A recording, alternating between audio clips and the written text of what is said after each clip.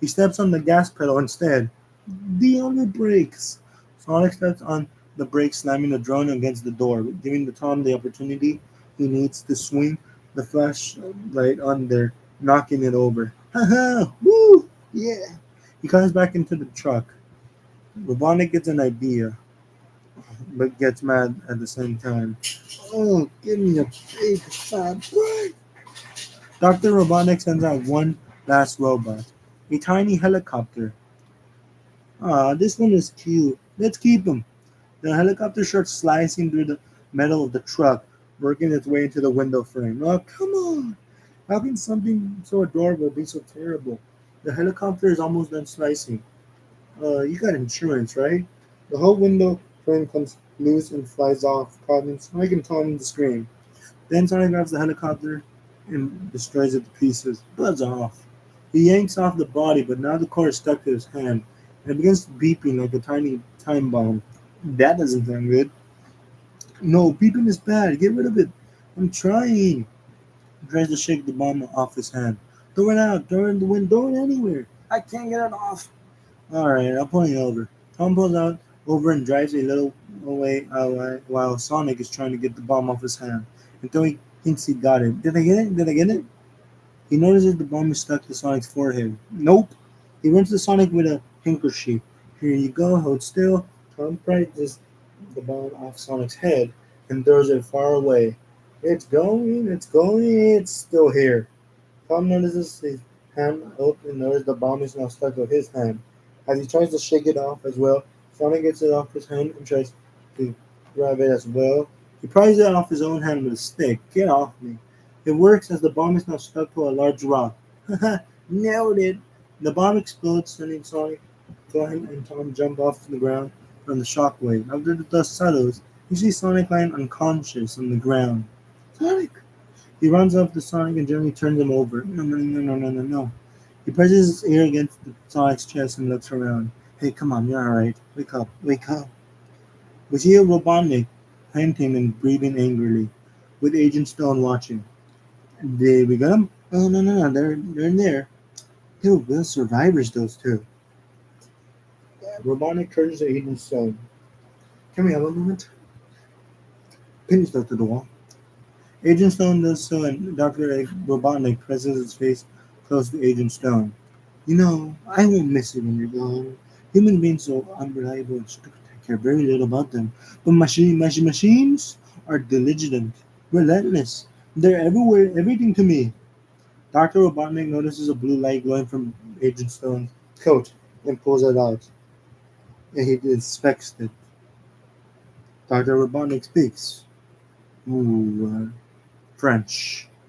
The word in question, interesting, appears in white letters as Dr. Robotnik speaks in it, Japanese, and then it disappears. Dr. Robotnik presses the tip of the quill to his tongue, and the energy gives him a shock, making his head twitch violently. Ugh. Dr. Robotnik gets into the quill. He tries handling the quill to Agent Stone, who looks a little confused. Tom drives Sonic to Rachel's house and carries him to the front of the door, wrapping it in a blanket. Come on, buddy. Buddy, you're gonna be okay. It's all gonna be alright, okay? Tom knocks on the door and Rachel answers. Is Maddie here? No, no, no, no, not today. Goodbye. Goodbye. No, no, no, we're home. It's an emergency. I'm trying to get in. Bye, bye, bye, bye. Rachel, stop. Please, Maddie, don't do this. This is important. Maddie walks in and sees Tom lying to get in. Oh my god, Rachel, let him in. Tom runs inside. I'm calling the police. I'm calling the FBI. I am calling the CIA. Stop, don't do that. I am calling your mother. Okay, I got it. Maddie, can we talk? Tom, what's going on? You're all over the news. I've been trying to call you. I had to ditch my phone so they couldn't track me. Ditch his phone? Track you? Jojo runs to Tom. Uncle Tommy, hugs Tom. Jojo, hey! Rachel puts Jojo away from Tom. Now your niece is an accessory to your treason. No, she's not. Would you calm down? Calm down. I would not calm down. Ozzy walks up and as Maddie and Rachel arguing with each other. Enough. Yes, calm down. Stop talking. Ozzy barks at him. No, Ozzy, please, let you see it. Tom leans forward a little. which almost gives Sonic away. Oh, Lord Beanie Jesus. What is that, Tom? Is that plutonium? Is that emails? Yeah, it's plutonium. Can we please go to the other room and talk? Ozzy barks again. Oh, Ozzy, quit it. This is why I told you he was no good. I'm not engaged. No, Ozzy, quit it. Ozzy starts tugging on the blanket, and everyone is arguing all at once. Ozzy, no. Ozzy, no. Ozzy yanks the blanket off, revealing Sonic, and everyone stops talking. Oh, Captain Jojo. Rachel faints. Tom begins painting as panting as he finally smiles. Oh, thank God. Maddie pulls Jojo close to her. Tom looks at Maddie. Can I get a glass of water? We see Dr. Robotnik putting on a pair of headphones and opening the music playlist called The Tunes of Alchemy. As his hologram computer shows the song Where Evil Grows by the Puppet Family play. As he spins around his chair and begins to analyze Sonic's quills, he connects some power conductors to the quills, which causes the power inside his lab to go out. Dr. Robotnik is now carrying a lighter to see where he's going, and he opens up the broken panel and turns on the backup power. And the music resumes with Dr. Robotnik dancing and lights flashing as the quill is inserted into the capsule. Dr. Robotnik then starts playing holographic videos of a snow-clad and Tyrannosaurus Rex running down the streets and dancing along with them to fit the theme, like singing down the slaves and running away from the dinosaur during the T-Rex chase. Dr. Robotnik mimics his head getting chomped by a dinosaur and keeps dancing as the lights on his truck flash like strobe lights. As Robotnik dances, he doesn't notice Angel Stone dancing with him. Eventually, he does notice and screams as the music stops. Agent Stone is holding two coffee cups. I just thought you might like a latte with steamed mushroom goat milk. What do I look like, an imbecile? Of course I want a latte. I love the way you make them. Agent Stone and Robotnik turn around and hear a beeping noise. It's the power of Sonic's pills, unlimited, which Robotnik wins evilly. Ready the prototype. With this type of power, the machine can finally reach their full potential. Sonic is lying unconscious in the kitchen table. He's gonna be okay, okay, Jojo? Maddie walks in with her first aid kit. Oh, thank God. He's gonna be okay, right? I'm a vet, Tom. I don't even know what I'm looking at here. He's a hedgehog, or so he says. It talks? Almost constantly. Okay, those were Sonic's pose. Holy, what's his pose is super fast. That actually might be normal for him. I don't know. You gotta help him, Maddie. I don't know. He's physiologically, he doesn't seem to have any broken bone. He hanged up. He takes off Sonic's shoes. Oh, look at his poor little feet. Jordan looks at Sonic's worn-out shoes. Hang in there, buddy. You're gonna be alright. Jordan walks out of the kitchen and past Rachel, who's tied up in the living room. Untie your mother, not Jojo. Untie mommy. Jojo ignores Rachel as she goes upstairs. Pretty. She looks around into the corner. Hmm. Untie me. I really need to go to the bathroom. It seems this is my house. Sonic. Yeah. Sonic movies are wild. I wonder if they're ever gonna make a spin-off. They probably won't though, let's be honest. Sonic probably aren't gonna make the spin-off for imagine you make a shadow show, that'd be so cool. I think they ever make a shadow show. Sonic movie is successful.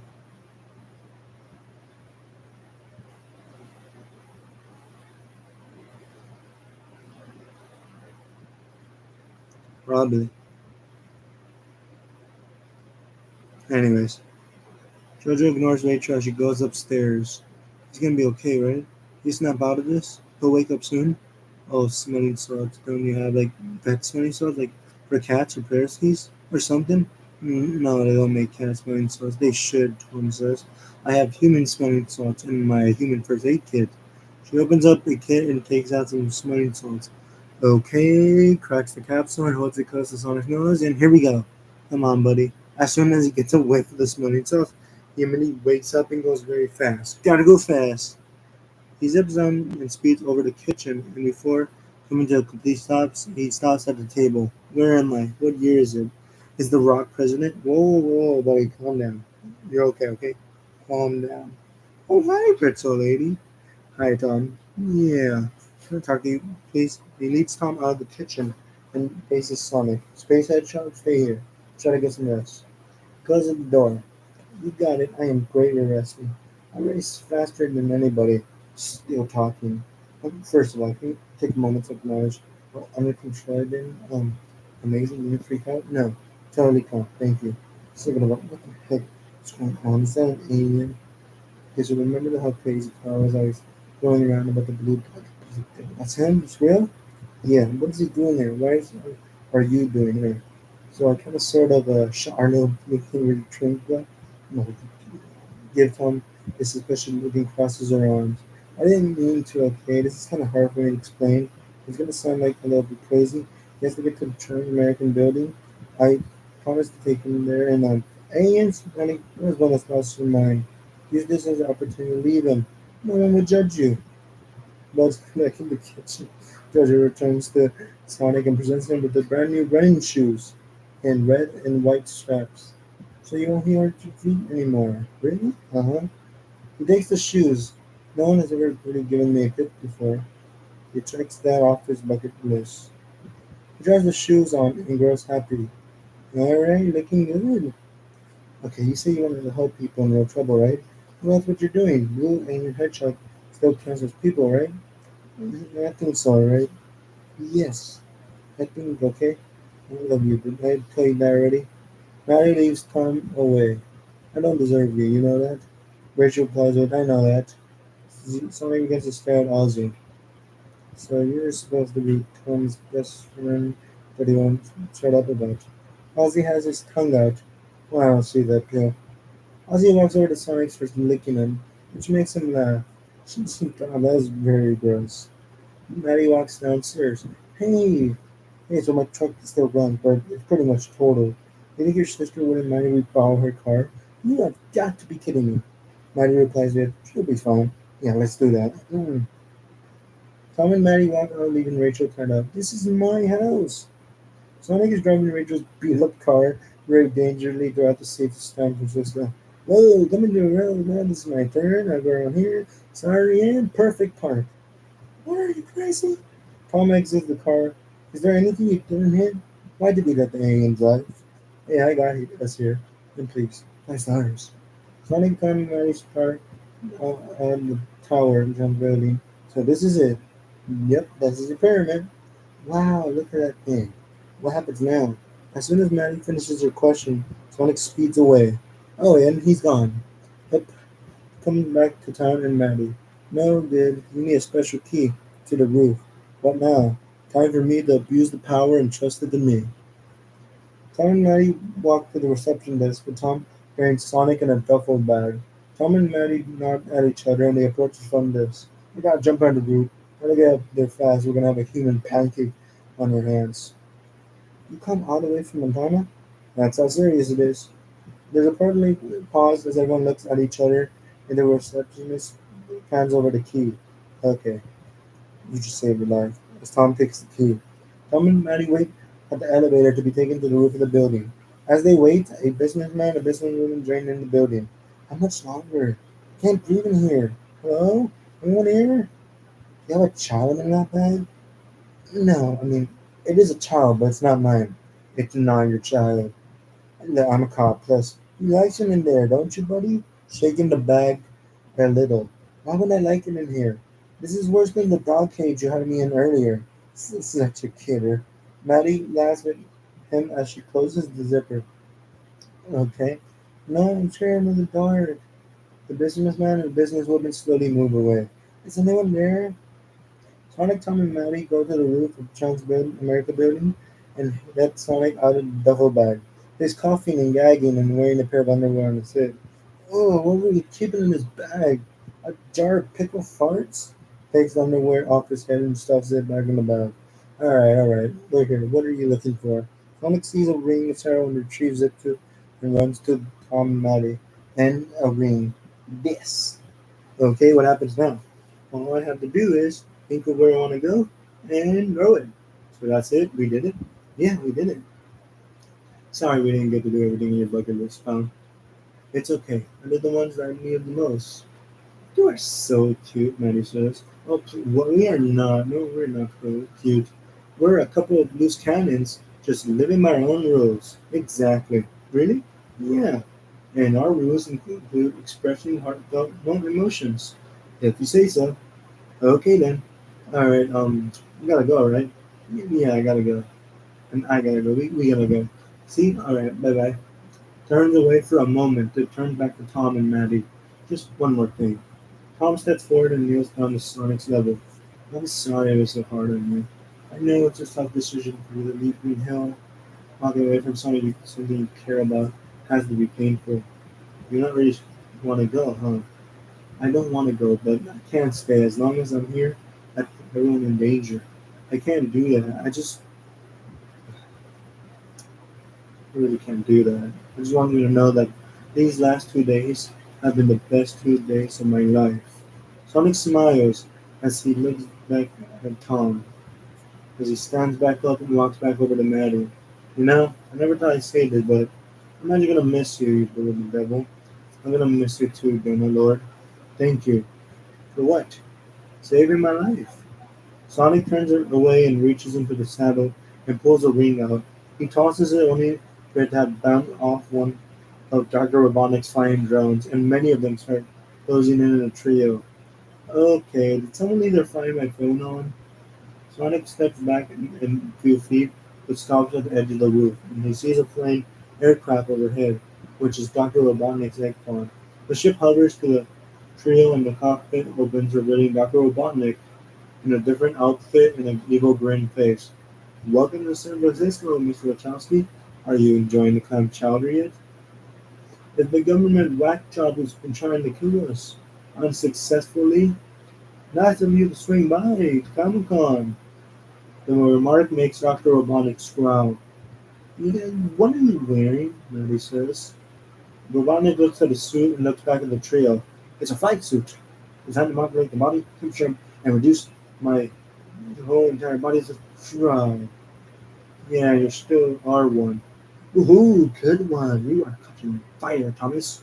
Oh, and speaking of the heat, I see you're taking a lover. Does she have a name or she call her? Cause I know damage.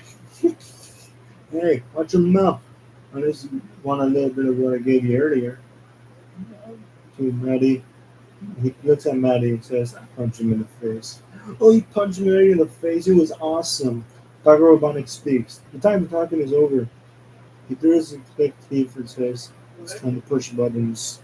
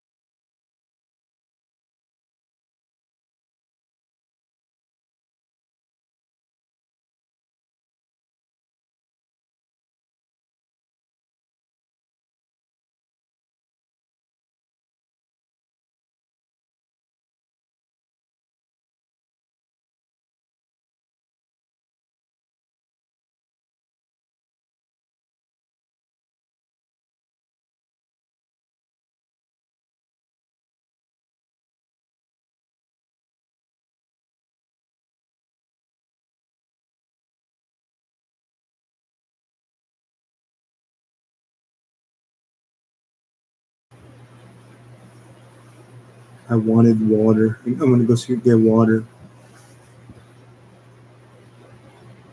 Alrighty. The hedgehog Sonic replies with, "Your flying eggs are pretty impressive, Mr. Eggman. But let's face it, you'll never catch me." The man Robotnik replies with, "Confidence, a full substitute for intelligence." Robotnik opens a flooding capsule as the energy from Sonic's quill powers the egg pod and the flying drones ready their weapons as well. That's not good. Sonic, I know you got the super speed and everything. 99 totally defenses, probably gonna blow up. Pretty much, yeah. Don't worry, I know exactly what to do. Sonic jumps up to the sidewall and jumps forward, pushing Tom and Maddie off the roof as they scream. Robotnik looks down from the inside of the egg pod, all shocked. I was not expecting that. What? I was expecting not to expect something, so it doesn't count. The flying drones fire their weapons at Sonic, but now time seems to have frozen in place. Awareness is increased as he just stands there, tapping his foot, and looks at his wrist. Hmm. The missiles and bullets from the egg drone weapons are destroyed, most of them. But Robotnik pushes a weapon in the coil, finally charging the egg pod. Venom accesses the Sonic's time scales. Sonic makes a shooting hand gesture to two of the more egg drones.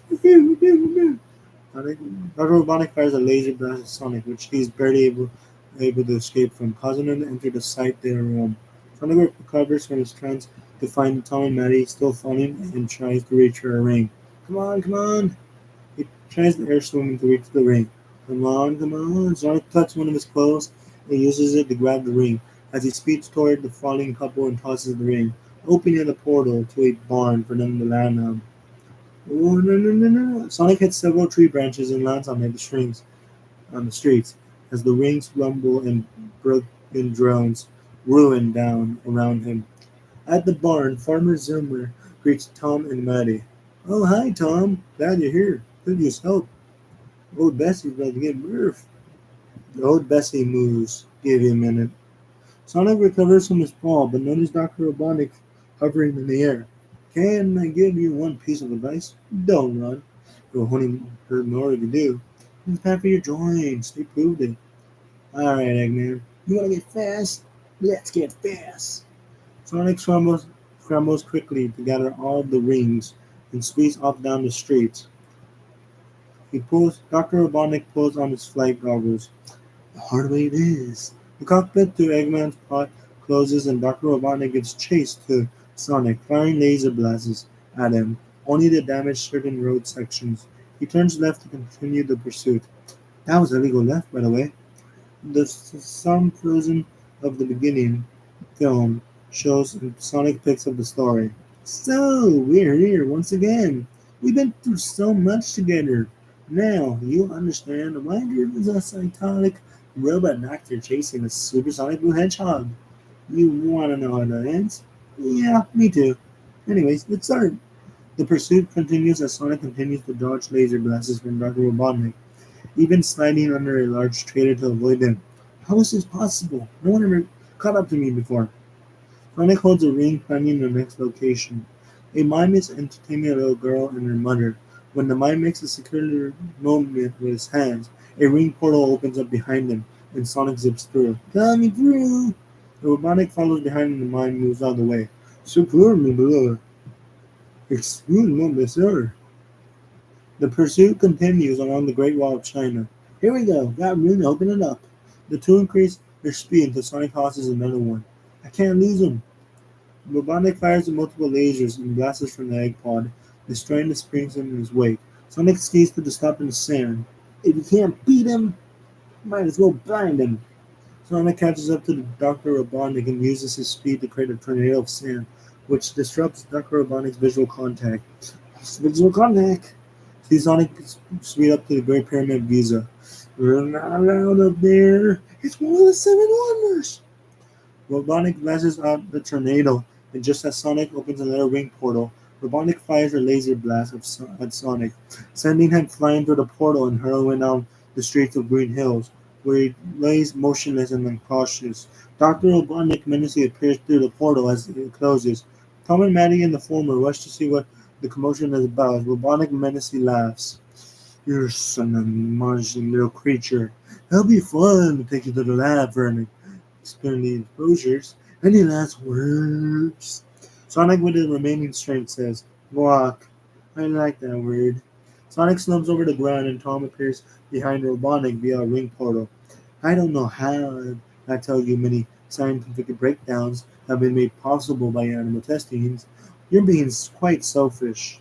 Tom appears. I'm going my way. Dr. Robotnik notices Tom. What the? Tom punches Dr. Robotnik, knocking his flight glasses off his head, and the two start fighting inside the egg pod. Dr. Robotnik grabs Tom by his shirt. Who the hell do you think you are? Tom breaks his free and punches Dr. Robotnik again and grabs him. I'm the donut lord, you son of a... Tom gets elbowed by Dr. Robotnik and he is thrown off the egg pod. while Dr. Robotnik jerks the scaling yoke and Tom lands on the ground. Autopilot, adjust. Dr. Robotnik puts his flight goggles back on in his head and Marty rushes to Tom. Why? Why would you throw your life away for this thing? That's why I don't have any friends. Next thing you notice, you're somebody's best man and they want to have the wedding in the town. Like, nobody has anything better to do. Anyway, where were we? Oh, yes, you were about to die. Suddenly, a bullet which goes off the egg pod, and we see that it was Wade who fired the gun. That's our share of your messing with. Tom looks at some of his friends joining Wade. Carl and our blue devil, says Crazy Carl, holding up a chainsaw, who, as everyone can see, is a very real creature and not invented by me. Wade Jimmy pulls the chainsaw away. Careful, just put it away, please. Maddie arrives looking for the unconscious Sonic. Tom? Tom also sees Sonic unconscious in the street, and both of them feel the grief and guilt. I don't mean to be indignant, but someone should get some ice, keep the body fresh. Tom lowers his head. Dr. Robotnik replies with, he's just a silly little alien. He didn't belong here.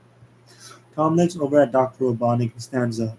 That little alien knew more about being human than you ever will. His name is Sonic. This was his home, and he was my friend. Upon hearing Tom's speech, Sonic immediately opens his eyes and stands up his body and is now supercharged with energy, leaving Robotnik bewildered, and Tom and Maddie smiling. He's all yours, leads Maddie out of the way, and everyone get back! Everyone else moves out of the way. I think you have something that belongs to me. Sonic clenches his fist, which starts to spawn the energy from the coils of Robotnik's head pod, until it's no longer glowing and the energy has been transported back to Sonic. This is my power! I am not using it to run away anymore. I'm using it to protect my friends. Dr. Robotnik puts on his flight goggles and repeating the egg pod conceals weapons. The laser market points at Sonic, who's set to start position on the road. Dr. Robotnik grins evilly and fires the weapon, and Sonic leaps into action, dodging the projectiles, trying to bombard the vehicle with body slams. Each barrage increases into speed until the egg pod is finally disabled, which infuriates Dr. Robotnik. Now you've done it. Guess what, Eggman? I'm not leaving Earth. You are. Don't know it? Tom nods and takes the position behind Dr. Robotnik and throws a giant ring opening a portal to the Mushroom Planet. Both Sonic and Dr. Robotnik charge at each other. Sonic then lands a powerful blow to the egg pod, reducing it to useless junk, sending Robotnik screaming to the other portal, sending Robotnik away. The electricity of Sonic fades away as the crowd cheers for Sonic's victory. Tom reunites with him. I told you got this. No, we got this.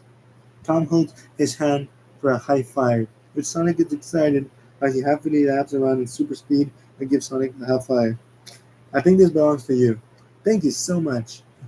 Before Tom gives Sonic back the rings, he makes one final rule. No more pushing off people off buildings. You know I can't promise that. Tom gives the ring back to Sonic. You did pretty good, Space Hog. Thanks, Donut Lord. You're gonna have to explain this Donut Lord thing? No, sorry. That's between me and the little guy, right? We got our little thing going on with your sister and all that. And you got your own thing with your sister. Oh my god, my sister. Jojo runs around the house while Rachel's still tied up. Gotta go fast, gotta go fast, gotta go fast. Jojo, put on my Fitbit. And then I could get some steps. We can never go back there. I mean, are we? Tom and Maddie and Chance looks. Because it kind of feels like we're home right now. Really? I kind of feel like I checked the Save a Life box off my bucket list. Now all I want to do is spend my life with the people I care about. I want to check that box. I like that. Tom and Maddie hug. Alright, everybody. Nothing to see here. Wrapping his hands together. Let's disperse. Everybody goes back to their normal routine. Just another ordinary day in Green Hills. Carl, I'll take that chainsaw. Sonic, Tom, and Maddie walk home together while Wade continues to disperse the crowd. Come on, let's go. You all act like you've never seen a fight between an intergalactic space rodent and a hedgehog with a doctorate. Everything is back to normal. as Tom and Maddie are fixing their house from the attack a couple days ago. You got enough there? Yes, Mr. Manager. Need any more? Playfully sticks a rotor brush in front of Maddie. You get that way. A knock at the front door as Tom answers it. Finds Commander Walters on the doorstep. Walters, Mr. Wisconsin? Yes. Commander Walters reaches into a coat and hands them an envelope. I took an appreciation for the government for keeping quiet about recent accidents which never occurred. Wow. What it is? Money to fix the house? A letter from the president? You'll see. Okay. Tom opens the envelope and reveals a $50 gift card from Olive Garden. Olive Garden. Yeah, and the way you said the thing made me think it was gonna be something better than what you said. Have you tried the never ending possible? It never ends. That sounds fancy, Tom says. No, thank you. We'll appreciate the gesture, Maddie says. Oh hey, I guess you can close the file on that Robotnik guy, huh? Just disappeared. Commander Walters responds with, I'm sorry, but no such person exists or ever existed. Tom replies with, I wish that was true. Commander Walters, you haven't by any chance been in contact with a certain alien creature since accident, have you? Uncle Sam would love to have a chat with him. Very casual. Branch, perhaps. Oh, you mean the little blue guy? No, nothing. Mm-mm. Thought we ever heard from him again. Mm-mm. Very well, Commander Walters says. Okay, thank you. Great, bye. Commander Walters runs inside the house, but Tom slowly closes the door. Yep. Commander Walters tries to peek a little more, but the door is now fully closed. To be honest, I'm pretty pumped about the possible, Tom said, and Maddie says, while walking into the living room. Sonic pulls his head again, once again from the couch. Do you guys want to watch a movie or what? Sorry, buddy, it's a school night. Time for you to go back to your cave. What? He jumps on down and sits on the couch next to Ozzy. It's 3 in the afternoon. You know how you get when you're tired. Come on. Me, I'm not like anything. You guys are so uncool. Yeah, we know. Sonic starts making his way to the front of the door. Hey, buddy, where are you going? He said I have to go back to my cave. We did? Tom and Maddie smile. Tom opens the hatch to the attic, and they let Sonic go in first. He's visibly surprised that all of his possessions from the cave and the woods are now in the attic. Oh my, are you kidding me? I can't believe it. How did you? It's all here. Tom and Maddie climb up as well, and Sonic starts zipping around his possessions and furniture. Look, are you kidding? The beanbag? No way. How did you even get this? And you got it all the way over here? Sonic laughs and does a funny dance on his bed and jumps all up and down in a few times. I love it, I love it, I love it, I love it. Sonic lays down and then sits up as Tom and Maddie sit next to him. Yep, well, welcome home. Thank you so much. As the camera zooms out of the attic, it shows a bird's eye view of Green Hills. So, okay. Ozzy starts barking as Sonic begins to reply with, oh, no. Nope, second best animal friend, not allowed in my room. Ozzy barks again. Wait, what are you doing? Stray away from me. I'm warning you. I got nunchucks. Hey, stop it. Okay. You can stay. The film's logo from the beginning shows the movie is shown once more again as we see one final scene before the credits. We see that Dr. Robotnik is completely lost his sanity. He's looking very zony and looking at his reflection in the puddle of the water as he is completely finished, showing himself bald. His mustache is long grown out. My yes, her sanity remained. Absolutely. Isn't that right, Agent Stone? We see Stone's carving of what's supposed to be Agent Stone. The Robotnik picks up the rock. Why don't you get a head start? Do some rock reconnaissance. Rock reconnaissance. Come on, that was hilarious. What's the matter with you? He picks up Dr. Long's, which reads, Records. Here's the stitch. Uninhabited planet. No resources, no supplies, no apparent way home, unless a man would die here. He holds up a small canister housing Sonic for, I'll be home by Christmas. Robotnik picks up a capsule weight and puts his flight goggles on and starts imitating the robot, making several noises. Zip. He sees the stone carving Agent Stone again, as he picks it up and throws it one last time. What reconnaissance? Come on, cheer up! The credits roll up with a 16 8-bit Genesis releasing of the entire film, while Speed Me Up plays by Wiz Khalifa, Lil Yachty, Ty Tyler Sign, and Sicko the Child plays. The camera zoomed out of the view of green hills. It showed before showing rustly as the ring portal opened and a yellow two-tailed fox pops out, which it's revealed to be Tails. He reads the energy level from Sonic from a small handheld device. It feels really not accurate.